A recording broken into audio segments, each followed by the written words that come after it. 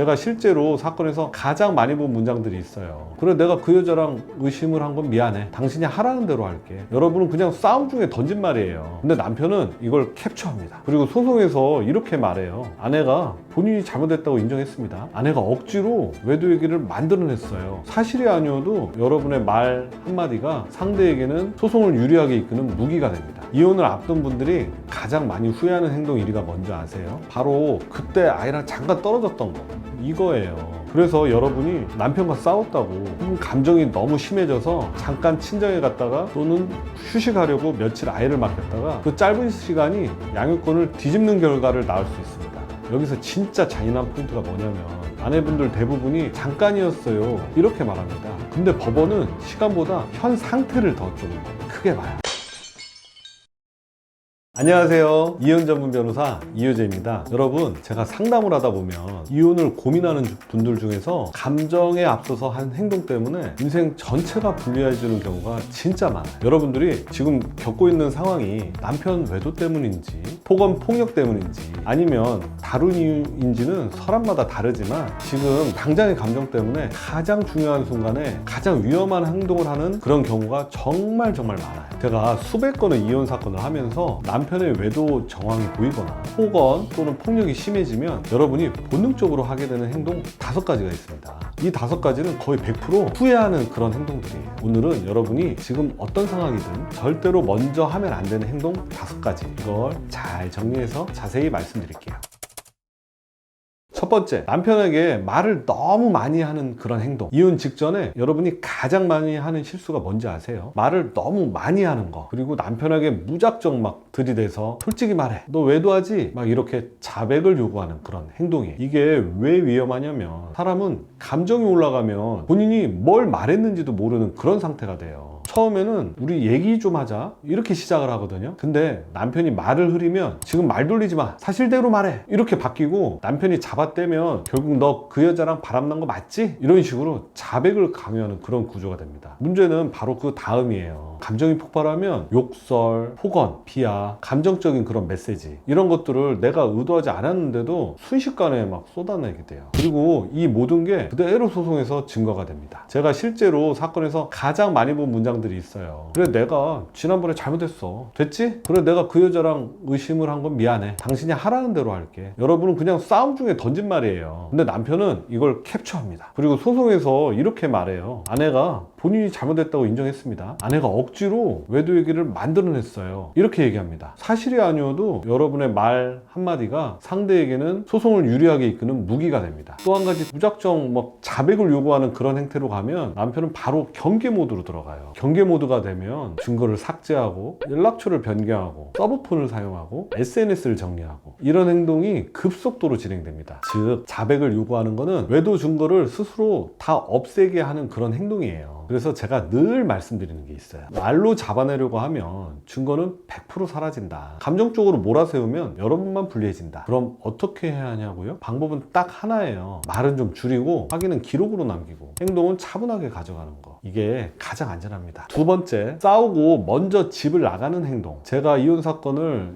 10여 년 이상 진행하면서 이혼 상담에서 가장 많이 듣는 말이 있어요. 변호사님, 도저히 못 견디겠어서 집 나왔어요. 근데 그게 그렇게 큰 문제인가요? 큰 문제가 될 수도 있습니다. 왜냐하면 이혼 직전에 집을 먼저 나가는 순간 여러분이 상상하지 못한 어떤 법적 리스크가 생깁니다. 바로 주거침입 문제가 생길 수가 있어요. 이게 말이 안 되는 것 같죠? 아니, 그 집이 제 집인데 무슨 침입이에요? 이렇게 말씀하세요. 근데 법은 이렇게 봅니다. 누가 그 집을 현재 점유하고 있느냐, 누가 그 공간에 평온을 유지하고 있느냐, 즉 집에 남아있는 사람이 점유자가 되고, 만약에 그 사람이 남편이라면 여러분이 다시 들어가는 순간 무단 침입이 될 수도 있는 거예요. 실제 사건에서 아내분이 친정에 가서 몇 달 머문 경우가 있었어요. 그 사이에 남편이 집 비밀번호를 바꾸고 그 집에서 계속 살고 있었고, 아내가 다시 들어오는 순간 경찰을 불러서 주거침입으로 신고했습니다. 결과는 어떻게 됐을까요? 벌금 50만 원 받았어요. 주거침입으로 이런 기록이 남을 수 있습니다. 그러면 소송에서 불리해질 수 있어요. 양육권 양육권이나 재산 분할에서도 불안정한 그런 부분으로 해석될 수도 있습니다. 이건 이혼 직전에 너무 자주 발생해요. 근데 나 맞아 죽을 것 같아서 나갔는데 안 되나요? 이런 경우는 조금 예외로 많이 봐줘요. 이거는 집을 나가도 정당한 이유가 될 수 있습니다. 하지만 이 경우에도 여러분들이 해야 하는 행동은 그냥 나가는 것이 아니라 이런 증거들과 절차를 확보하고 나가는 것이에요. 예를 들면 폭력 직후, 그다음에 병원의 진단서, 경찰에 신고 이력, 그 당시 상황을 녹음하는 거, 그다음에 카톡 대화, 현장 사진, 이런 것들을 좀 구비를 해놨다면 그건 주거 침입이 되지 않아요. 법원도 이런 부분을 당연히 판단하는데 참고합니다. 문제는 아무 이유 없이 어떤 감정적인 것 때문에 또 그냥 충동적으로 나갈 때 이런 게 위험하다는 거예요. 세 번째, 아이와 떨어지는 행동. 이혼을 앞둔 분들이 가장 많이 후회하는 행동 1위가 뭔지 아세요? 바로 그때 아이랑 잠깐 떨어졌던 거,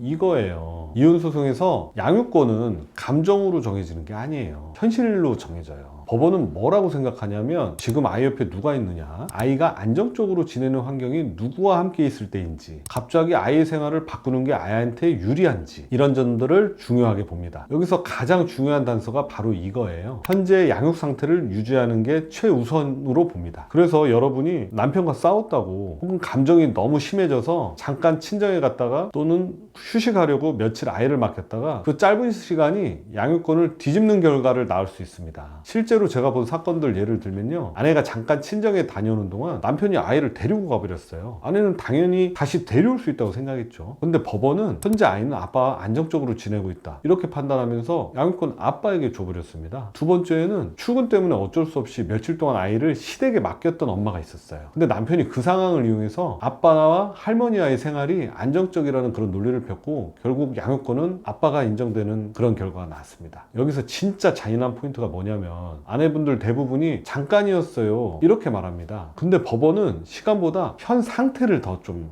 크게 봐요. 아이하고 떨어지는 순간, 그리고 그 기간이 좀 길어진다면 그 현 상태가 바뀌는 겁니다. 그리고 여러분이 꼭 기억해야 할 포인트, 아이들은 엄마에게, 아빠에게 말을 달리 해요. 엄마한테는 엄마랑 살래 이러고, 또 아빠한테 가면은 아빠랑 살고 싶어 막 이래요. 법원 조사에서는 둘 다 싫어요, 나 그냥 혼자 살고 싶어요, 이렇게 말하는 아이들도 있어요. 그러니까 감정적으로만 판단하면 양육권은 정말 순식간에 내 의도와 달리 결정될 수가 있어요. 그래서 제가 드리는 결론은, 양육권을 원한다면 절대 아이와 떨어지지 마세요. 아이 옆을 지키는 건 여러분의 권리를 지키는 일이기도 합니다. 네 번째, 이혼 직전에 재산을 늘리는 행동. 이혼 소송에서 양육권 다음으로 가장 크게 뒤집히는 게 뭔지 아세요? 바로 재산 분할 기준 시점이에요. 이 기준 하나 때문에 몇 천만 원 차이가 나기도 합니다. 그런데 이거 잘 모르는 분들이 정말 많고, 그 때문에 스스로 본인 재산을 상대에게 많이 나눠주는 꼴이 되는 경우가 많은데요, 이 모든 행동이 소송 시점으로 보면 치명적일 수 있어요. 왜냐하면 재산 분할 대상이 되는 재산은 소장 접수 때까지 형성된 재산, 이게 원칙이에요. 그래서 이혼 소송 직전에 뭐 큰 돈이 들어오거나 또 새로운 계약을 하거나 그러면 이때 들어온 재산들이 공유재산처럼 묶이면서 재산 분할 대상으로 들어갈 수 있어요. 제가 이혼 상담할 때 반드시 드리는 조언이 있어요. 소송 들어갈 것 같으면 큰 금액이 입금될 수 있는 그런 동거래는 무조건 멈추세요. 재산 늘리는 행동은 지금은 하지 마세요. 이게 여러분을 보호하는 가장 현실적인 방법이에요. 그리고 여기서 중요한 포인트 하나 더, 이혼 소장이 법원에 접수된 이후 늘어난 재산은 원칙적으로는 재산 분할 대상이 아니에요. 그러니까 큰 금원이 들어올 기회 있어도 소송 전에는 받지 마세요. 이거는 감정 문제가 아니라 여러분의 재산을 지키는 그런 법적인 전략이에요. 다섯 번째, 증거를 바꾸려는 행동. 여러분, 이혼 사건에서 제일 많이 저지르는 그런 큰 실수가 뭔지 아세요? 바로 증거를 예쁘게 만들려고,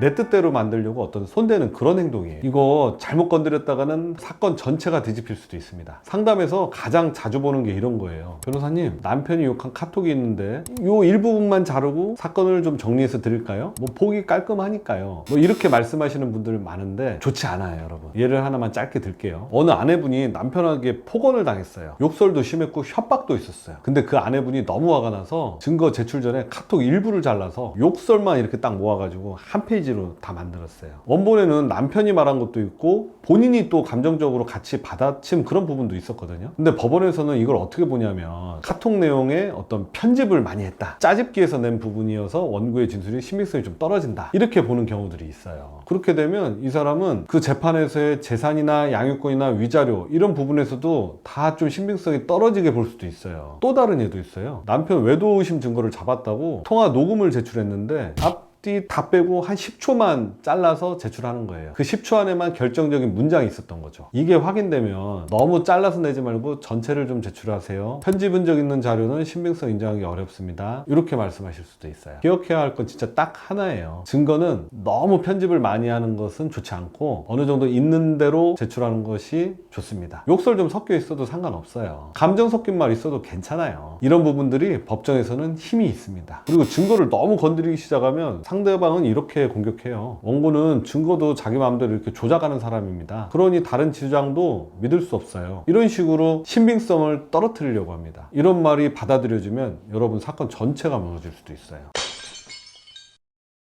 오늘 말씀드린 5가지는 제가 수백 건의 사건을 하면서 정말 너무 많이 봤던 후회 목록이에요. 남편이 잘못했는데도 여러분이 먼저 한 행동 때문에 오히려 불리해지는 경우도 꽤 많습니다. 그러니까 지금 마음이 얼마나 복잡하든 이 5가지만은 꼭 기억해 두세요. 감정은 나중에 풀어도 됩니다. 근데 행동은 한 번 실수하면 되돌리기가 어려워요. 오늘 영상이 조금이라도 도움이 되셨다면 구독과 좋아요 꼭 부탁드리고요. 궁금하신 점은 언제든지 댓글 달아주시면 답변 드리도록 하겠습니다. 지금까지 이혼 전문 변호사 이효재였습니다. 감사합니다. 안녕.